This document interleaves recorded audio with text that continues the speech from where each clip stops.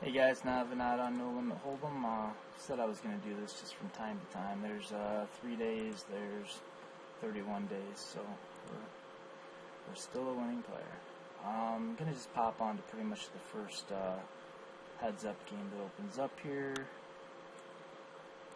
Medium, not that one, that's too much. Well, probably anything between $5 and $20. Let me pause so you don't have to watch that. There we go, we've got the $10 game, so that seems okay. Now what I'm going to do in this video is I am just going to think out loud. So if it's not super coherent, I'm not going into a bunch of detail, I apologize, but I don't want to lose money narrating. So Jack 9 suited is going to be an open raise. Here, one of the things I like to do on paired boards is bet kind of small. I'm planning on barreling a bunch of turn cards like that one. I feel like it's going to leave his overcards in a lot of the times. Like he's got the, I don't know, Jack 10 of clubs, his weaker draws, and his ace highs, but even though ace high is definitely something I expect to be in his range when I bet half pot on a paired board, it's not going to be his range. It's not going to be his entire range.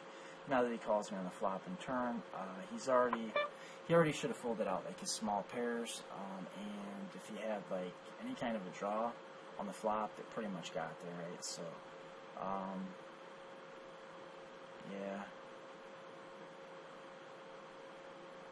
yeah, I think we give up. And there's the ace. So, you know, it's not a catastrophe. We bet small on the flop, expecting he would call with small pairs and ace highs, which I expect is the case. We bet on the turn, expecting that he would fold if he didn't hit the ace, but he hit the ace.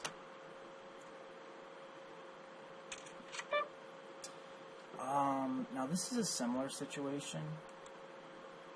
The 10's a little bit scarier for him to have actually tripped up on. We could think about check calling here. In fact, there will be a lot, there'll be a lot of, I think, first of all, he's not going to fold anything to one barrel that I want him to fold, or call with anything too much that I want him to call with.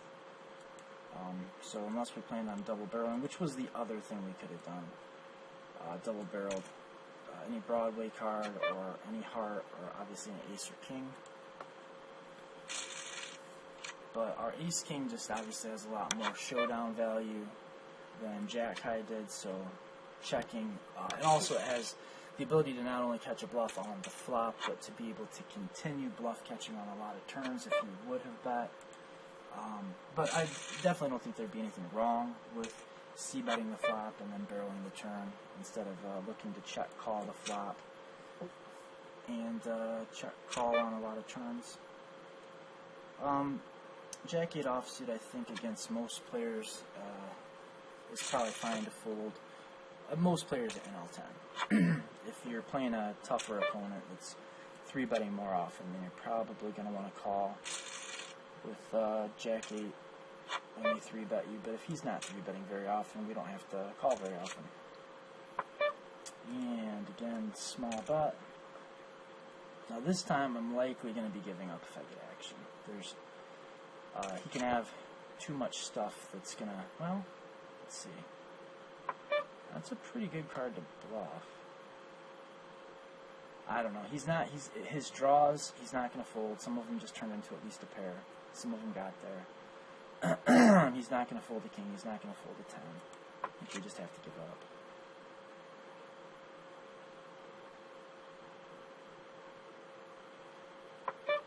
Yeah, and this is most likely holding here. Something like Queen Jack would make sense if he's not 3-betting it, which he likely is not. Well, I think we just hope he's got a busted draw and our pair of fours is good.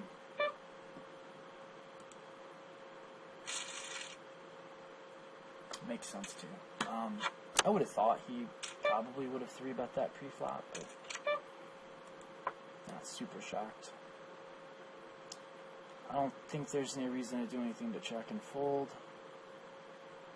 we're going to have so many hands that are going to be, they're going to have better equity on this kind of a board, so we don't need to mess around with this hand. Once he checks back the flop, I think it's very unlikely he's got a flush draw, so when the club comes on the turn, it feels like it's just, if we just make a big bet, he's going to have to fold anything but, like, I don't know, like a big club. It's going to be, not anything but I mean, he's not going to have a lot of hands that are going to be able to call. And we're going to do just our small bet on the flop. Hope to get peeled by overcards. To get peeled by ace high, this time for value.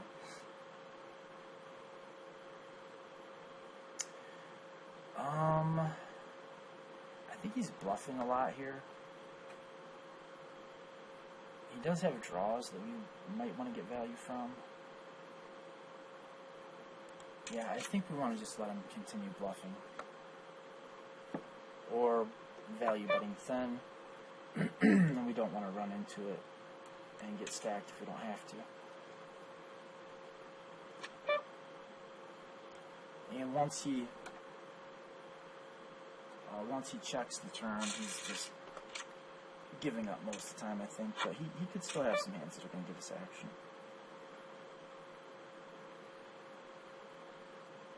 And we could have checked the turn back, but he's probably got enough draws in his range to make that a bad idea.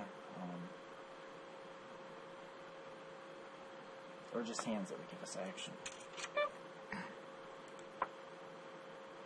Plus, we want to make sure that if he had like a weaker 2, like a worse 2x, that we can get stacks in. Get a pair, an overcard, 3 with flush. It's pretty scary, pretty bad board though. It's close. Let's take a look at a turn. I like the turn.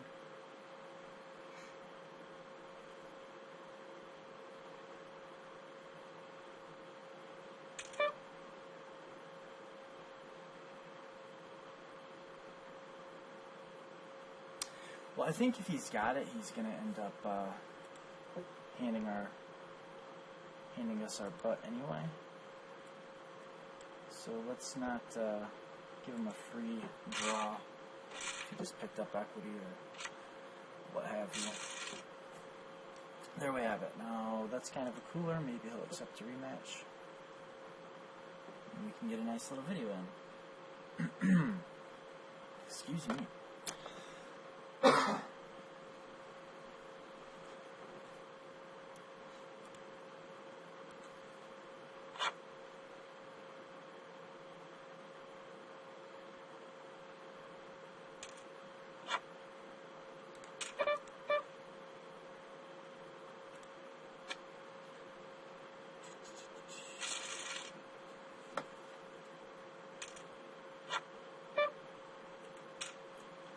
All pretty standard so far. I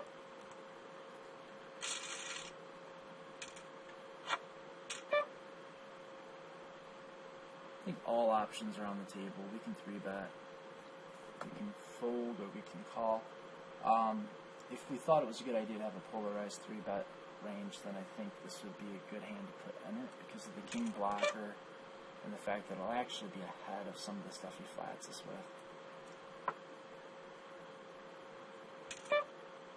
This is close. We could consider peeling here.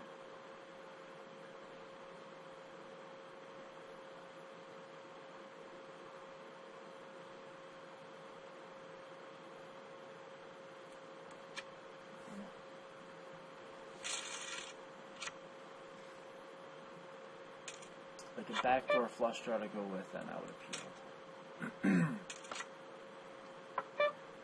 Or like maybe even a better king X. And we're just kind of reverting to our old plan here. We did improve our equity maybe, and hopefully we improved our fold equity. Just hoping to get rid of his like floats and his like pocket pairs. And we've got the weak diamond draw and the gut shot for sometimes he gets sticky. If I'd been 3-betting more, I think Queen Jack would be a fine 3-bet. But I think we'd almost just be wasting it, turning it into a bluff, being that we have not been very active with our 3-bets. And I think, I think he could definitely have an ace here.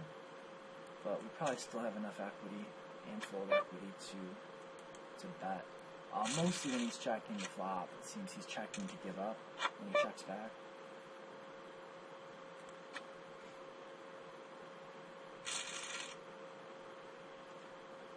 And sometimes he'll be doing it with like an ace high, which we've seen him do. Okay, ace 9, I'm not going to be too awfully upset if he folds, but I think he'll call with worse. There's not that many second best aces now. I think he probably repops it with ace jack plus, but probably calls with ace 4, ace 5, ace 10. Still probably good enough to c-bet for value. I don't know if we're going to go for 3 streets here. We can get value from his draws, although those would probably bet if we check. So checking and calling would have been okay too, I think.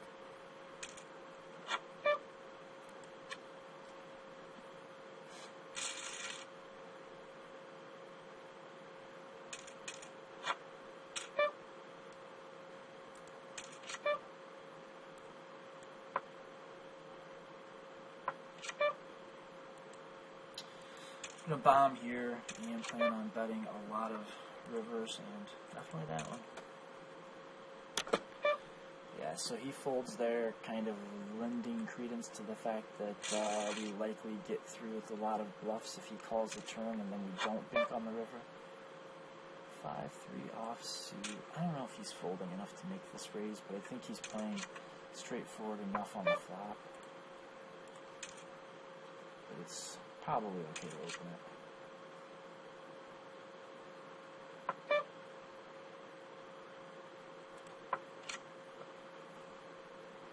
If he checks again, we're betting.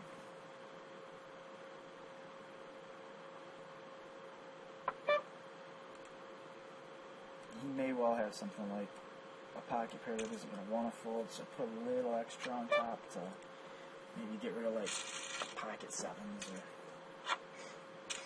some kind of pair, like a pair lower than a queen.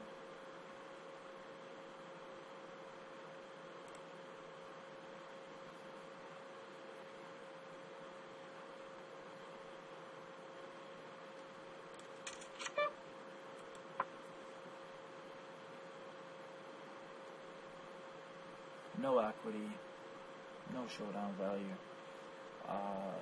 The only thing we have going for us is he tends to check back when he misses, which means it's still good that we have 2 cards in our hand, because when he checks back the flop, we win by betting the turn very often, which adds value to me flat calling more hands pre-flop and not 3-betting hands that are close and not folding hands when they're close. Let's just give this one up. That's it's so easy to have a hand on this flop when we don't. And our king high might be good anyway, so if he folds, we're probably bluffing with the best hand. We could consider a raise here. I think a lot of the time he just hit the 4.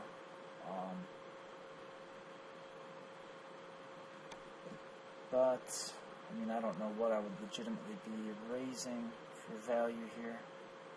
Probably nothing. So, nice hand.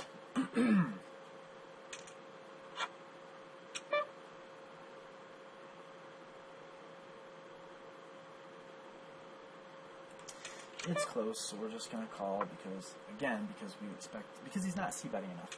If your opponent's not c-betting enough, that means you can call more.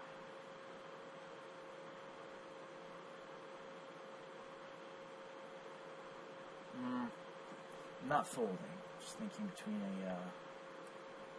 he's not bluffing enough, I don't think, to raise him here. His c-bets have been pretty... Well, he's not been doing much of it. Okay, we rep the flush draw real well. He doesn't. Holy cow. cow.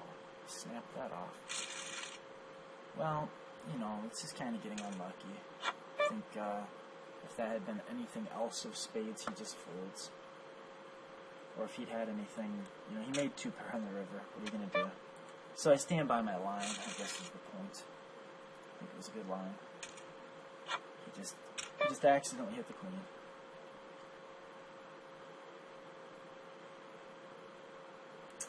You know, he's kind of caught me a little bit. He's been, well, he still is playing pretty straightforward. He's, seems like he's betting anytime he's got a piece of it. He's checking back and giving up if he doesn't. So, should be tons of second best hands that can give me action here. Not the best card in the world, but I'm still happy enough betting.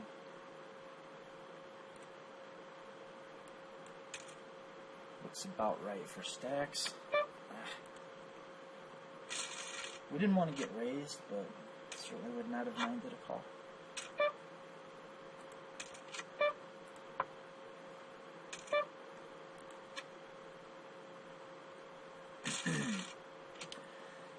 So on one hand, he's not bluffing very often when he c-bets, but on the other hand, he's betting even his weak pairs. What does that do to our prospects of check raising? I think it might be about neutral. It might be kind of a pro and con, equal and opposite scenario. I hate to raise fold ace-4 suited, but he's just not 3-betting. I think he's 3-betting a value-only range that we're just not going to be doing well against. You don't have to do something just because you're supposed to do it. You need to be thinking through your decisions and thinking about why you are or are not doing it. And maybe he's getting a little bit more fluffy with his c-bets.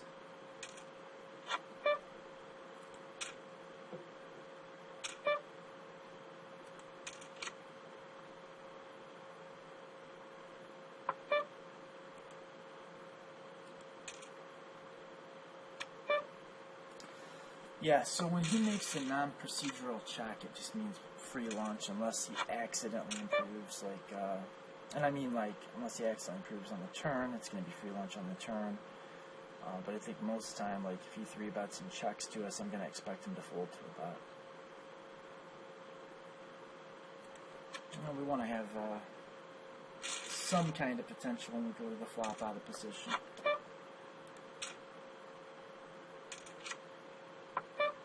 I think we can check this back. We'll be able to call a bet on a lot of turns. And see, it's close. I think, yeah, let's see if we can get this ace high to show them up.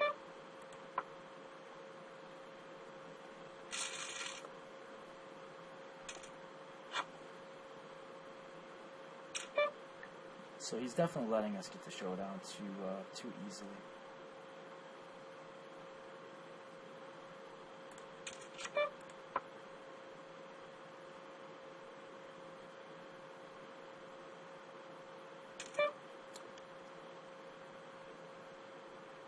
Gotta at least look at the turn, I think.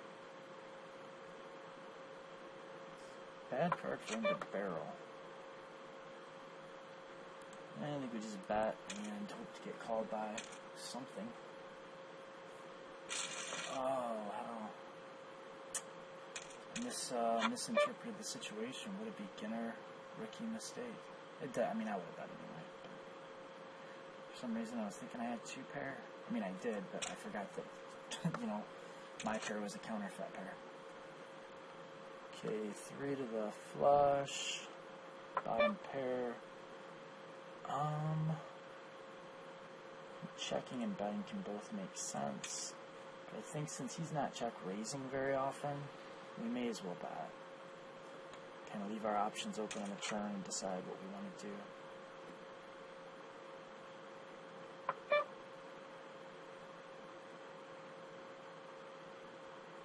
If we bet here, I don't know what we're targeting, just 8s, I guess, really. So let's not. That's a weird card. I think we just check our 6 high flush. There's no flushes that we beat. We can make a tiny bet and hope he got really, really sticky. And that's the hand he actually did have with a pair of 8s. So maybe we should have bet the turn against, but he never has a hand. He's always got a range, right?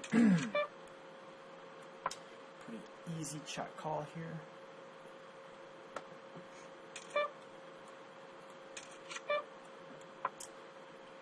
And I think we'll check call again. I don't know if he's aggressive enough for me to want to call him down, though. With the trip aces, they help. Okay, now I believe he's going to check back a lot of stuff, and I don't want to let him do that. So let's bet.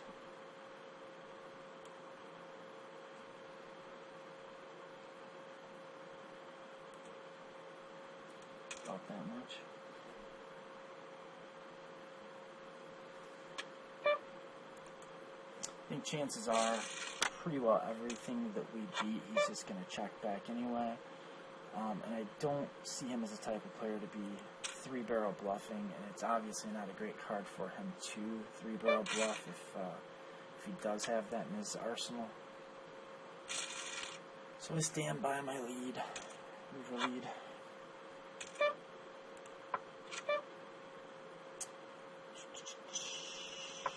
Check and call, see a turn.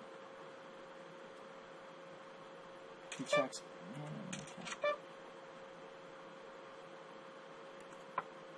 It's kind of a weird one. Real happy to see the check. Don't know what else we do. Hope we got it. It's pretty nitty, I think. When I check the river, he should bet the river.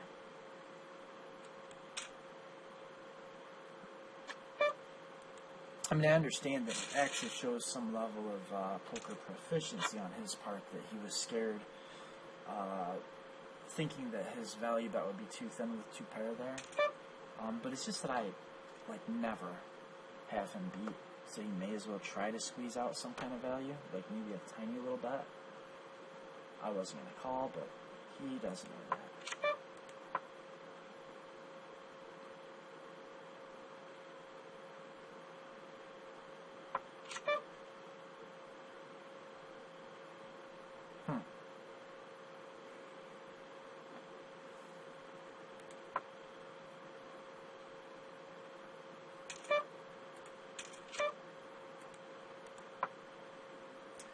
And we'll check fold if he bets again.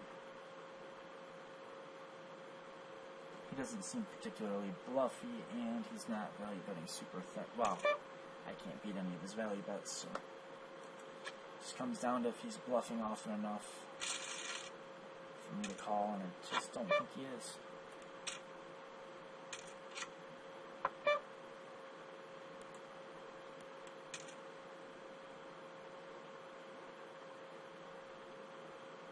We'll get called quite often here, but I think it gets through often enough to be a bet. And even if he doesn't fold a third of the time, we still did have the king over card and 3 to Broadway, and we'll even beat some of his calling range.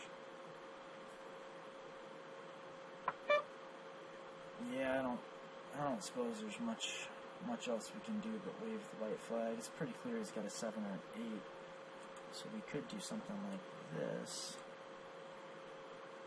If we're not going to do that, I think we just have to give it up.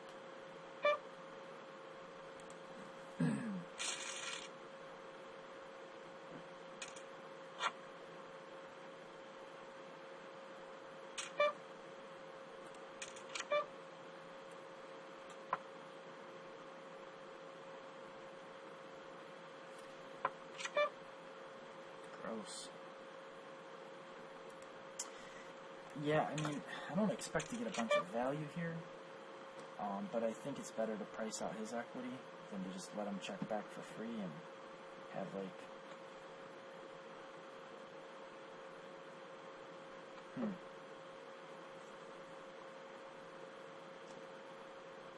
I suppose he's going to rip. He's been pretty. I'm going to make a bigger bet, because I don't know that he's going to raise me with a straight. I don't want to let him off too easy when he's got a monster.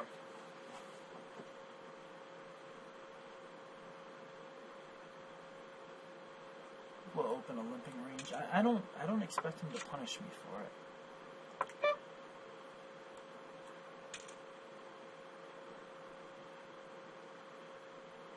Now he has been betting when he's got a piece and checking when he doesn't, so that coupled with the fact that he doesn't seem like he's going to be making life difficult for my limping range pre-flop, I think I will start limping some hands and playing some post-flop poker because I feel like I'm pretty dialed into his strategy. Okay, so we can check. Like normally I would just bet this and say, well, I've got no showdown value, I've got some cards I can barrel. But because I expect him to check back an awful lot, I may as well, I think, check, and if he checks back, then I can bet the turn. It sucks when he does bet, because I would have liked to have seen that turn and been able to bet again, but just on balance, I think it was the right play.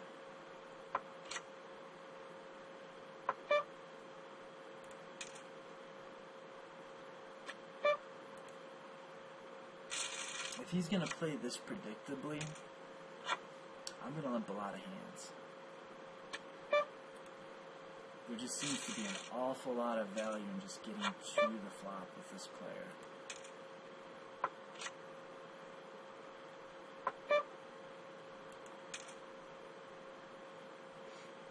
I mean, at this point, I would honestly be surprised if he called.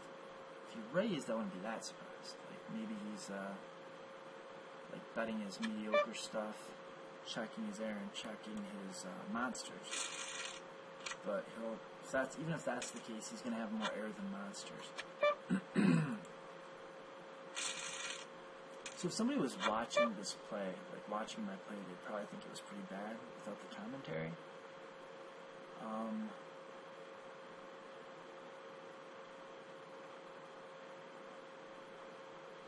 It would suck if I limped and he jammed. He's just never doing it,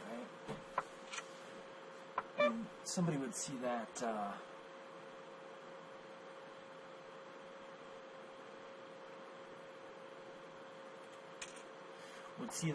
limp and with Queen Jack at 7.3 effective big blinds, and they'd say that's ridiculous. But against this particular opponent, I think it's correct. Your poker ranges need to be alive. They need to be very dynamic, and to take anything away from this video, and I hope like my videos in general, it's so that you can be dynamic. You can be a thinking player that doesn't have to adhere to one specific set of rules. Okay, now, if he is going to start jamming wide, then we're going to have to change our strategy up a little bit. But, I mean, right now I'm not convinced he didn't just have two big hands. Now I'm getting that way. Okay, so probably not going to be limping any more Queen Jacks.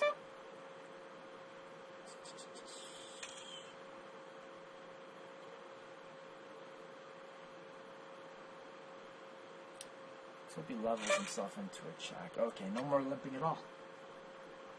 We're going to be playing a raise or fold game from this point forward. A jam or fold. We're playing push fold at this point in the game.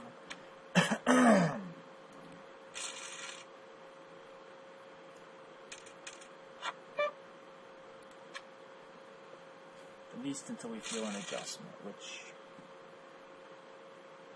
I don't know if we'll be able to feel an adjustment actually. There's not wiggle room enough. Let's call it.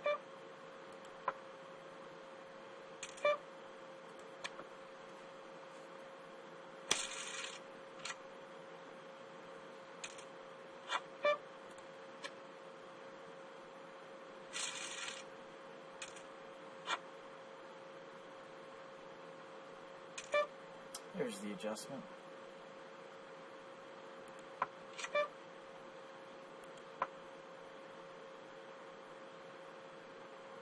Yeah, he's getting aggressive. It's time to change it up. So I should have led that flop then. And I'm going to have to start ripping these hands in that I don't want to limp and fold, and I don't want to pitch.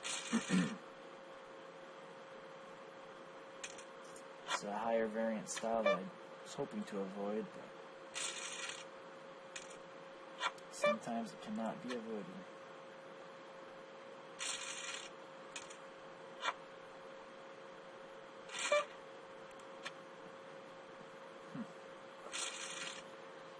I felt like I had that thing won. I'm starting to feel a little bit less confident. Seems to be playing pretty good at the shove fold. Whatever, yeah, and he might be getting lucky too.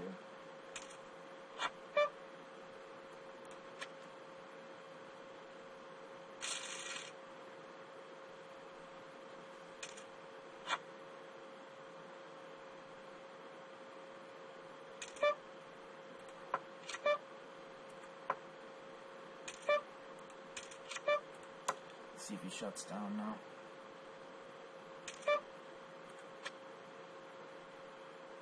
And I think he was going to be, if he was getting more aggressive and made that adjustment, then he would have bet the flop and then shut down often enough for me to check call flop, check fold turn. If he's going to be barreling a ton, then I can't check call the flop with anything I cannot continue with.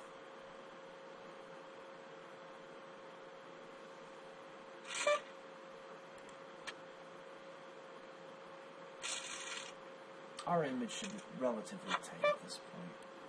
So we can get rid of the sliding 10-7. It should be overfolding. Shit.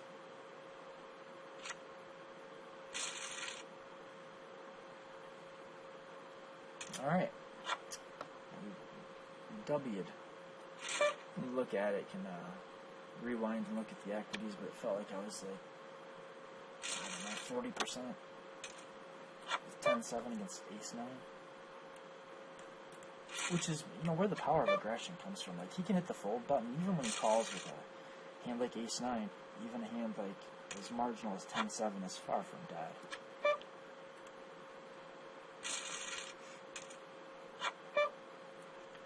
In fact, it's probably got more equity than king 2 being called. And we still got it in good. And there's another W. And he's accepted. Let's see how much time we have. Nope. Till next time, guys. Nav, over and out.